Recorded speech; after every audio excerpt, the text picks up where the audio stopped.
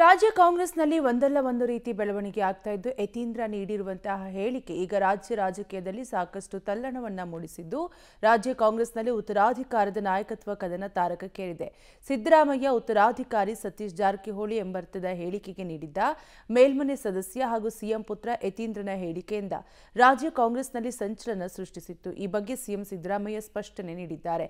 ನಾವ್ಯಾರು ಲೀಡರ್ ಮಾಡಲು ಸಾಧ್ಯವಿಲ್ಲ, ಯಾರನ್ನ ಲೀಡರ್ ಮಾಡಬೇಕೆಂದು ಹೈಕಮಾಂಡ್ ಹೈಕಮಾಂಡ್ ತೀರ್ಮಾನಿಸುತ್ತೆ. ಹಾಗಾಗಿ ಯತೀಂದ್ರ ಹೇಳಿದ ತಕ್ಷಣ ನಾಯಕ ಆಗಲು ಸಾಧ್ಯವಿಲ್ಲ. ಯತೀಂದ್ರ ಹೇಳಿದ್ದು ಸೈದ್ಧಾಂತಿಕವಾಗಿ ಎಂದು ಬೆಳಗಾವಿಯಲ್ಲಿ ಸಿದ್ದರಾಮಯ್ಯ ಮಾತನಾಡಿದರು. ಇನ್ನು ಇದೇ ವೇಳೆ ಸಚಿವ ಸಂಪುಟ ಪುನರ್ರಚನೆ ವಿಚಾರದ ಬಗ್ಗೆ ಮಾತನಾಡಿ ಹೈಕಮಾಂಡ್ 4 ತಿಂಗಳ ಹಿಂದೆಯೇ ಸಂಪುಟ ಪುನರ್ರಚನೆ ಮಾಡಿ ಎಂದಿದ್ರು. ಆದರೆ ನಾನೇ 2.5 ವರ್ಷ ತುಂಬಲಿ ಮಾಡೋಣ ಅಂತ ಹೇಳಿದ್ದೆ ಅಂತ ಹೇಳಿದ್ದಾರೆ.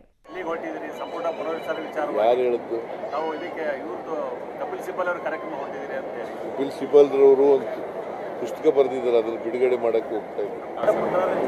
ಆ ವಿಷಯದಲ್ಲಿ ಆ ಸಮಯದಲ್ಲಿ ಹೈಕಮಾಂಡ್ ಏನಾದ್ರು ಭೇಟಿ ಆಗ್ತಾರೆ ಸರ್? ಹೋದಾಗೆಲ್ಲ ಭೇಟಿ ಮಾಡ್ತೀನಿ, ಯಾವಾಗ ಹೋದಾಗಲೂ ಭೇಟಿ ಮಾಡ್ತೀನಿ, ಎಲ್ಲಿಗೆ ಹೋದಾಗೆಲ್ಲ ಭೇಟಿ ಮಾಡ್ತೀನಿ. ಹೈಕಮಾಂಡ್ನವ್ರನ್ನ ಯಾಕೆ ಆಗಲೇಬೇಕು, ಬಿಕಾಸ್ ನಮ್ಮ ಹೈಕಮಾಂಡ್ ಅವರು. ಸೊ ರಾಜ್ಯದಲ್ಲಿ ಏನು ನಡೀತಾ ಇದೆ, ಆಡಳಿತ ಹೇಗೆ ನಡೀತಾ ಇದೆ ಅನ್ನೋದೆಲ್ಲ ಅವ್ರಿಗೆ ತಿಳಿಸ್ತಕ್ಕಂಥ ಪ್ರಯತ್ನ ಮಾಡ್ತೀನಿ.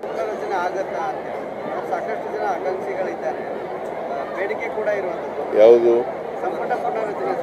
ನೋಡಪ್ಪ, ಹೈಕಮಾಂಡ್ನವರು ನಾವು 2.5 ವರ್ಷ ಆದಮೇಲೆ ಮಾಡ್ತೀವಿ ಅಂತ ಹೇಳಿದ್ದು.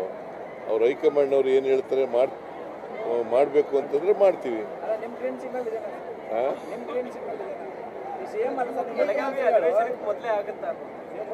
ನಾನು ಹೈಕಮಾಂಡ್ನವರು ಕ್ಯಾಬಿನೆಟ್ ಈಗ ಒಂದು 3-4 ತಿಂಗಳಿಂದ ಕ್ಯಾಬಿನೆಟ್ ರೀಸಬಲ್ ಮಾಡಿ ಅಂತ ಹೇಳ್ತಾ ಇದ್ರು. ಅದಕ್ಕೆ ನಾನು 2.5 ವರ್ಷ ತುಂಬಲಿ, ಅದಾದ್ಮೇಲೆ ಮಾಡೋಣ ಅಂತ ಹೇಳಿದ್ದೆ.